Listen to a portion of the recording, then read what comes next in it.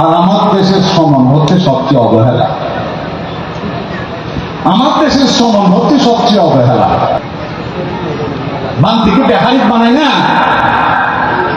বানতে বেহারিক না বানায়, বানতে হত্যু নম্বরিব।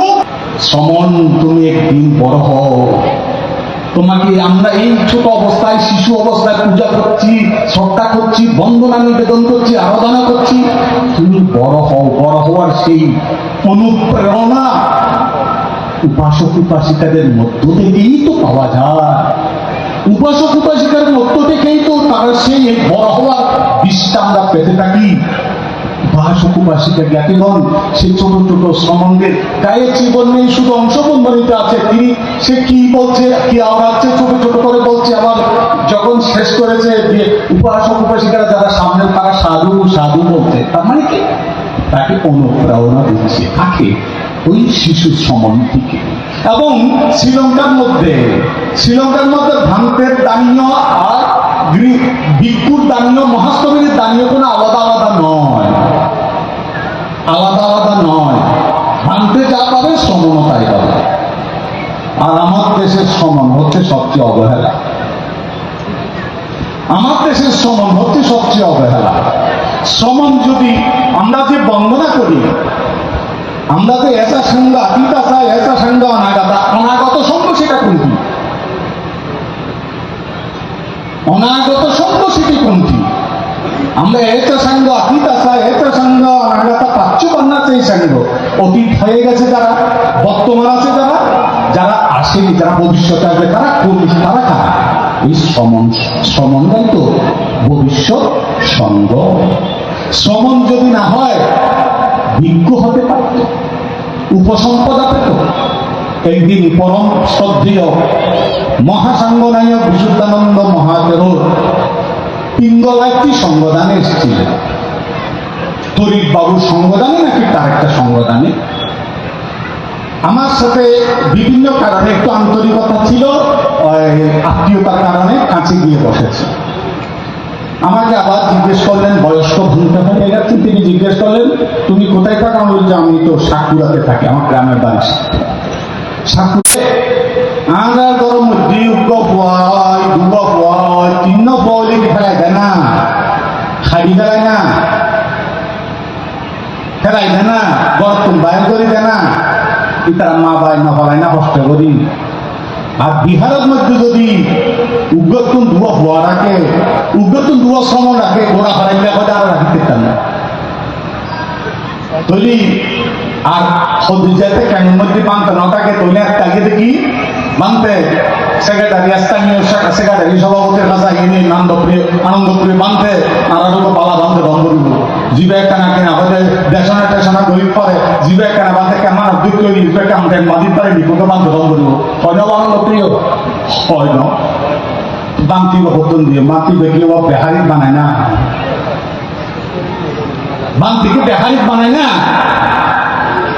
বানতে বেহারিক না বানায়, বানতে হত্যু নম্বরিব।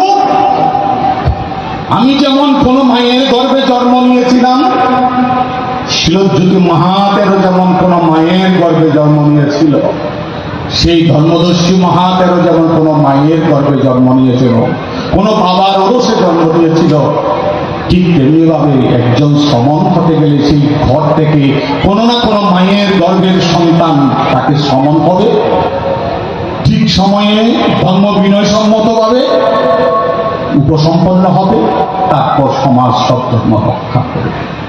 এই জন্যই তো আমাদের সেই কারণে আজকে সমনের সঙ্গে এক সময় আমরা যখন সঙ্গদানে যেতাম, যারা বয়স্ক মানুষ, যারা পুরানা মানুষ, লালন বাবুরা জানবে, ভিক্ষু 5 জন হলে 10 জন সমন হতো, ভিক্ষু 5 জন হলে 10 জন সমন হতো। আর এখন কি হয়, ভিক্ষু 15 জন হলে 2 জন সমান পাওয়া যায় না। বড়ুয়ার ছেলে তো নাই, আমরা সাংনা খেয়েছি, মান্না খেয়েছি, টনসিংহা খেয়েছি, রাখাইন খেয়েছি, এখন মুরুম ছাড়া কোনো বিহার আর চালে নাই। সত্য না?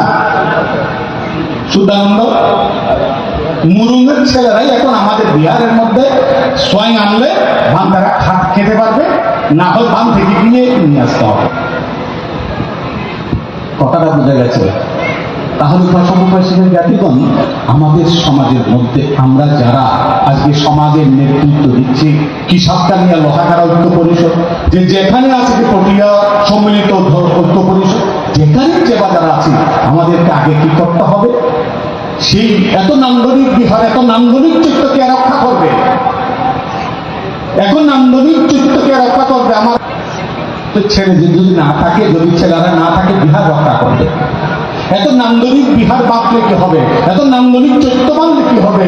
চৈত্য ঝাড়ু দেওয়ার, চৈত্য পরিষ্কার করার মানুষ আছে বিহারের মধ্যে, মানুষ রেখেছি। আমরা কি পয়সা দিয়ে মানুষ রাখি? ওই সম্বন্ধের উপর, ভিক্ষুদের উপরই তো আমরা নির্ভর করি। সুতরাং আমাদেরকে চৈত্যগুলো যদি ভিক্ষু সমন হওয়ার জন্য উদ্বুদ্ধ করতে হবে।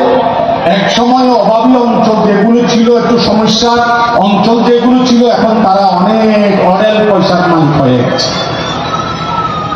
অডেল পয়সার মালিক হয়ে গেছে অনেক। কিন্তু সেই এখন সেই ছেলে নাই, দলের মধ্যে শিশু নাই।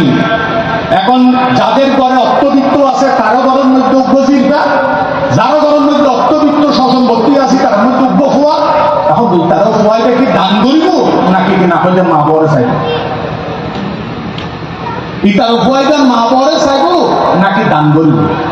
তাহলে উপাসক উপাসিকা জ্ঞাতিগণ, এই ধর্ম রক্ষা করার জন্য অন্যান্য যে ধর্মমতের মতো, অন্যান্য ধর্মমতের মতো মাটি বেদ করেও কেউ উঠবে না, অমৃতের সন্তান বললেও কেউ আগে আসবে না। কোনো না কোনো মায়ের গর্ভের সন্তানকে প্রবুজ্জানিত হবে, বিজ্ঞ হতে হবে, তারপরে সদ্ধর্ম রক্ষিত হবে, অন্য পায় নয়। কিন্তু উপাসক উপাসিকা জ্ঞাতিগণ, আমাদের পরিবারের মধ্যে সন্তান নাই, সন্তান দান করতে।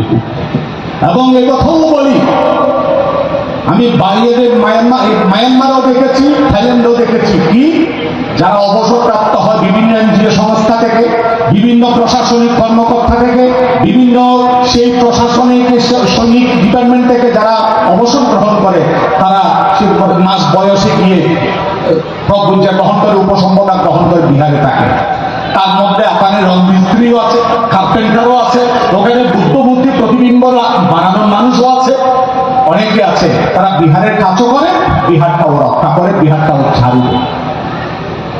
সব যে বনবান্তের ওখানে দেখবেন, যারা যান তারা জানেন, বনবান্তের ওখানে যারা, আমরা এখান থেকে বলি যে বনবান্তের বিহার থেকে আমরা ভাঙতে আনতে গেছি, ভাঙতে আসছে আমাদের ওখানে সবগুলো বয়স্ক বানতে এখানে আসে, আমরা দেখি বয়স্ক বনবান্তের ওখানে গেলে আমরা খুব শ্রদ্ধা হই, বনবান্তের প্রতি আমাদের গভীর শ্রদ্ধা আছে।